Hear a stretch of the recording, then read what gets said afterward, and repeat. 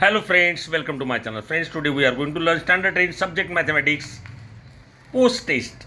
मित्रांनो, ब्रिज कोर्सची ही पोस्ट टेस्ट जी शेवटची टेस्ट आहे ती अतिशय महत्त्वाची, त्यामुळे व्हिडिओ शेवटपर्यंत बघा आणि चॅनलवर नवीन असेल मित्रांनो चॅनलला सबस्क्राईब करून द्या. चला मित्रांनो, वेळ न घालवता सुरुवात करूया.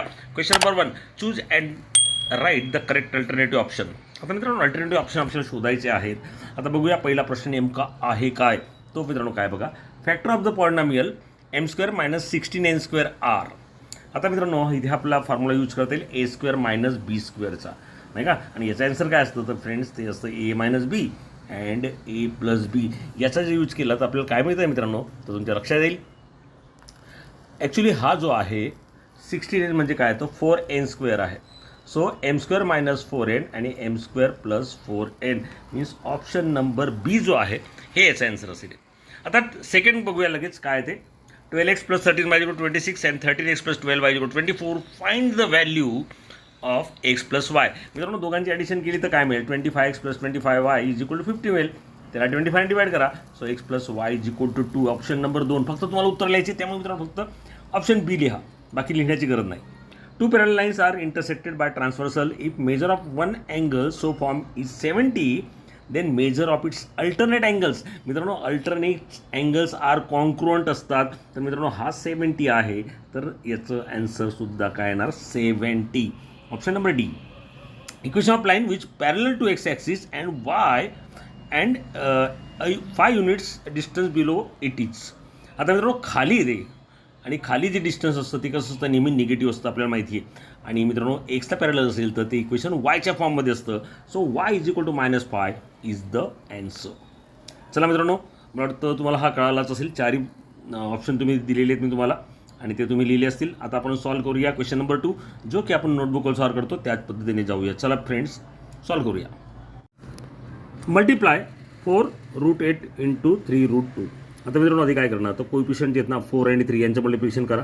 4 × 3 इंटू हा लिहा √8 × √2. सो फ्रेंड्स, यांचं मल्टिप्लिकेशन तर आलं 12 आलं. यांचं मल्टिप्लिकेशन काय येणार, इंटू √8 × 2 म्हणजेच काय मित्रांनो, 12 × √8 2 16 झाला. 16 मित्रांनो परफेक्ट स्क्वेअर आहे. सो बाहेर येईल तो 4. So 12 4 = 48 is the answer. So multiplying this into this we get 48. Next, if p upon q is equal to 7/3, then find the value of p minus q upon q. आता मित्रांनो, हे आपल्याला find करायचं आहे. आपण प्रॉपर्टी जे आहेत त्या मित्रांनो शिकलेलो आहोत, कॉम्पोनंटो डिव्हिडेंडो, आणि ही डिव्हिडेंडो प्रॉपर्टी आपल्याला दिसते. तो स्टार्ट करूया. जे दिलं आहे ते p upon q is equal to 7/3. Okay friends, आता मित्रांनो काय करणार, by using dividendo property we get p minus q upon q is equal to, इकडे तीच करणार, 7 - 3/3. So dividendo property. So friends, what we shall get, p upon q आणि 7 मधनं 3 गेला 4 म्हणजे 4/3. So answer of p minus q upon q is 4/3. Next, measure of one angle of rhombus is 50, then find the measure of it adjacent angle. मित्रांनो, rhombus आहे, लक्षात घ्या. Rhombus means all sides are congruent and opposite sides are parallel. Means rhombus is also parallelogram. Okay friends, मग मित्रांनो त्याचा adjacent angle कोणता असेल, हा अँगल आणि हा अँगल असेल, किंवा याला हा असेल. तर हे थोडक्यात कोणते अँगल झाले, हे ॲडजस्टंट पण झाले आणि इंटिरियर अँगल पण झाले. आणि we know friends, the sum of interior angles is 180, नाही का. मग त्यामुळे ती प्रॉपर्टी आपण यूज करूया. लिहूया. काय दिलं आहे बघा आपल्याला, मेजर ऑफ ॲडजस्टंट अँगल काढायचा आहे. So in a rhombus adjacent angles किंवा sum of adjacent angles are supplementary. म्हणजे काय मित्रांनो, तर ज्या ॲडजस्टंट अँगल आहे त्यांची बेरीज जर केली तर ती 180 असते. Okay, let measure of adjacent angle BX, ती आपण X मानून घेतला. मग मित्रांनो या दोघांची बेरीज किती असणार, XC आणि जो आपल्याला दिलेला आहे तो किती होता 50, तर यांची बेरीज किती असणार, ती असणार 180.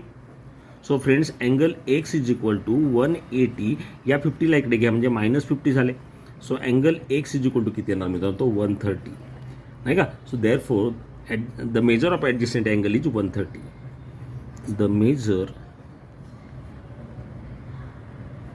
Of adjacent angle is 130. Okay friends, या पद्धतीने तुम्हाला ते लिहिता येईल. sin theta is equal to √3/2. Then find the value of cos theta using trigonometry identities. आता मित्रांनो ट्रिग्नोमेट्री आयडेंटिटी कोणत्या त्याही माहिती असणं गरजेचं आहे. sin square theta plus cos square theta is the trigonometry identity. आता put the sin theta. sin theta is equal to √3/2 आहे, तो लिहून टाका. √3/2 हा स्क्वेअर आहे, so right here square plus cos square theta is equal to 1. Therefore cos square theta is equal to 1, याला इकडे घ्या म्हणजे -√3/2 होल स्क्वेअर. 1 √3चा स्क्वेअर येणार 3 आणि 2चा स्क्वेअर येणार 4. सो फ्रेंड्स 4 1 जा 4 -3/4 हा मिळतो आपल्याला कॉस स्क्वेअर थिटा. लक्षात घ्या. So cos square theta is equal to 4 - 3 is 1/4. हा कॉस स्क्वेअर थिटा आहे, so taking square root of both sides. So cos theta is equal to 1, square root 1चं 1च येणार, 4चं येणार 2. So cos theta is equal to 1/2. Okay friends, पुढे बघूया. Draw and angle of measure 125 and bisect it. आधी मित्रांनो आपल्याला 125 अँगल काढायचा आहे, अर्थात तो मित्रांनो ऑप्ट्यूज अँगल आहे नाही का, तो काढूया आपण. आता या पद्धतीने मी सपोज लाईन काढली आधी BC, ABC अँगल असेल तो समजा. तर आता मित्रांनो आपण काय करणार, आता प्रोटेक्टर यूज करणार आपण. बरोबर बीवर ठेवा, बरोबर रेषेवर रेषा ठेवा आणि 125 आपल्याला काढायची. 125 म्हणजे 100, 120, 130 यांच्या दोघांच्या मध्ये. म्हणजे मित्रांनो तो असेल 125 ने लक्षात घ्या हा असेल. ओके 125 बघा लक्षात घ्या 120 आणि 130च्या मध्ये. आता हे काढून घ्या आणि पट्टीने हा जोडून द्या. हा जो आहे हा जोडून द्या. हा जोडल्यानंतर तुम्ही त्याला नाव देऊन टाका लागलेस तर काहीही नाव देऊ शकतो आपण. ABC हा किती मित्रांनो, तर हा आहे 125. आता काय करायचं आहे फ्रेंड्स, याला बायसेट करायचं आहे. Use the compass. कंपॉसच्या सहाय्याने आपण याला बायसेट करूया. आता कंपॉस घ्या आणि त्या पद्धतीने मित्रांनो याला बायसेट करायचं आहे. बघा काय करायचं आहे, बीवर ठेवणार एक टोक, एक वरच्या बाजूला काढा, एक खालच्या बाजूला काढा. हे जे 2 पॉईंट मिळाले मित्रांनो, हा पॉईंट आणि हा पॉईंट याचा यूज करायचा आहे. आणि आपल्याला इंटिरियर भागामध्ये पुन्हा 2 आर्क काढायचे आहेत. विशिष्ट अंतर घ्या, अंदाजे असतं हे, मात्र एकदा घेतलं की तेच कायम ठेवा. एक काढला इकडे, आता याचा वापर करणार आणि दुसरा काढणार, त्याला इंटरसेक्ट करणारा. आता मित्रांनो तो जो पॉईंट मिळाला आहे ना, हा पॉईंट, दिस पॉईंट आणि दिस पॉईंट जोडून द्या. रे काढा, या पद्धतीने हा जोडून द्या. हा जोडल्यानंतर मित्रांनो हा अँगल बायसेक्ट झाला आहे. सपोज याला नाव दिलं BT. Ray BT is angle bisector of angle ABC. हा अँगल आणि हा अँगल कसा येणार, बायसेक्ट झालेला आहे, सेम असतील. ओके फ्रेंड्स, या पद्धतीने तुम्ही हे काढा. पुढचा क्वेश्चन घेऊया. Tushar purchase cloth from a shopkeeper for ₹316. He received 25% discount. Then how much amount was paid Tushar to shopkeeper. मित्रांनो सेलिंग प्राईस किती आहे बघा. Selling price is equal to ₹316 आणि आपल्याला डिस्काउंट जो आहे तो 25% आहे. 25% मीन 100वर 25 नाही का, 25% मीन 100%. सो डिस्काउंट ऑन 316 किती येणार नाही का, तर आपल्याला सांगता येईल ती discount on ₹316 is equal to 316 into 25% means 25/100. So friends 25 1 जा 25 4 जा, सो मिळाले 316 डिवायडेड बाय 4. यांचं आपण जे डिव्हिजन केलं मित्रांनो काय मिळतं, 4 1 जा 4, 4 7 जा 28, 3 उरले 9 झाले 79. So discount on ₹316 is ₹79. So friends आता किती अमाऊंट तो पेड करेल. ॲक्च्युली सेलिंग प्राईस होती 316, डिस्काउंट मिळाला 79, मग तो किती अमाऊंट पेड करेल, तर 316 मधून 79 घालवा नाही का.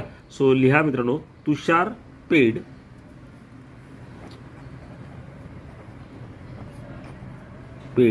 To shopkeeper is equal to 316. ही सेलिंग प्राईस होती, त्याच्यामध्ये डिस्काउंट गेला 79, तो किती येतो, तर तो येईल मित्रांनो 237. Okay friends, so Tushar paid to shopkeeper ₹237. या पद्धतीने याचा आन्सर लिहा मित्रांनो. पुढचं सम बघूया. If arithmetic mean of 5, 6, x, 9 and 13 is 8, then find the value of x. So friends, आपल्याला मीन दिलेला आहे 8 नाही का. Arithmetic mean is given, so right here mean. What is the formula of mean? So sum of all given numbers divided by total numbers नाही का.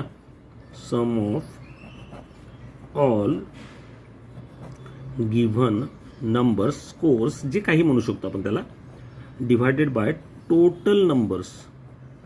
Total numbers किती आहेत किंवा टोटल एंट्रीज किती आहेत ते आपण लिहितो. Mean is given actually, so right here 8. Mean is 8, so मीनच्या ठिकाणी 8. आता सम ऑफ ऑल हे जे नंबर आहेत यांची आपण ॲडिशन करूया. 5 + 6 प्लस हा आहे x, so right here x plus 9 plus 13 divided by total numbers. How many numbers? 1 2 3 4 5, so right here 5. Okay friends, आता हा 5 जो आहे त्याला इकडे घ्या. 8 × 5 झाला. ओके, 6 5 11 9 20 आणि 13 म्हणजे 33 झाले फ्रेंड्स. 33 प्लस x आहे. 8 5 40 is equal to 33 plus x. मित्रांनो 33 ला x इकडे घ्या कारण की x ची व्हॅल्यू काढायची. 40 - 33 इज इक्वल टू x.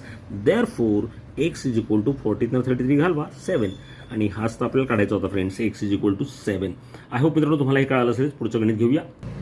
आता friends, in a circle with centre P, radius is 13. आता मित्रांनो इथे रेडियस 13 दिली आहे. रेडियस येणार ही कॉर्ड आहे AB नाही का. आणि PQ परपेंडिक्युलर कॉर्ड AB म्हणजे हा इथे परपेंडिक्युलर टाकलेला आहे. AB इज इक्वल 24, हा AB 24 दिला आहे. आपल्याला काय विचारलं आहे तर find the distance of chord AB from the centre. याचं डिस्टन्स P पासून ABचं किती, म्हणजे थोडक्यात PQ फाइंड करायचं आहे. जे दिले ते आपण लिहूया. सुरुवात करूया. PQ perpendicular chord AB. PQ perpendicular chord AB. मित्रांनो, perpendicular drawn from the centre to the chord bisect the chord. जर आपण सेंटरमधून परपेंडिक्युलर ड्रॉन केला टाकला तर तो या कॉर्डला काय करतो? बायसेक्ट करतो नाही का. ही प्रॉपर्टी लिहा. Perpendicular drawn from the centre of circle to chord bisect chord. मित्रांनो ती बायसेक्ट होते, त्यामुळे हा AB जर 24 आहे तर हा किती होणार? तर AQ 12 येणार नाही का. So AQ is equal to 1/2 AB, म्हणजेच तो AB तर आपला 24 दिला आहे. 1/2 × 24 म्हणजे तो येणार 12. मग मित्रांनो हा 12 मिळाला. हा 13 आहे. PQ आपल्याला काढायचा आहे. इन ट्रायंगल, तुमचा ट्रायंगल आहे हा PQA is equal to 90. So use by Pythagoras theorem. काय मिळतंय आपल्याला? AP² is equal to AQ² plus PQ². Okay friends, AP किती आहे? 13². AQ मित्रांनो 12 आपण काढला आहे. So 12² plus PQ². 13² is 169 is equal to हा आहे 144 plus PQ². So friends, PQ² is equal to 169 minus 144. So PQ² is equal to किती येणार? 25. So PQ is equal to किती येणार? टेकिंग स्क्वेअर रूट 25चा स्क्वेअर रूट 5 म्हणजे PQ आला 5. आणि हेच आपल्याला विचारलं होतं. काय विचारलं होतं? Distance of chord AB from the centre of the circle. लिहून टाका.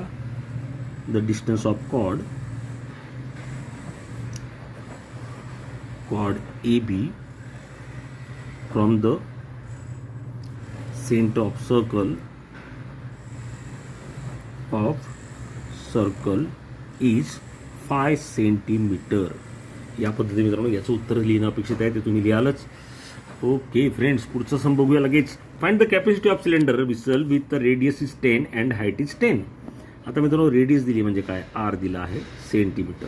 हाईट H दिला आहे 7 सेंटीमीटर. मित्रांनो कॅपॅसिटी फाइंड करायची म्हणजे व्हॉल्यूमच फाइंड करायचं नाही का. सो व्हॉल्यूम ऑफ सिलेंडर लिहूया. Volume of cylinder is equal to काय फॉर्म्युला आहे फ्रेंड्स?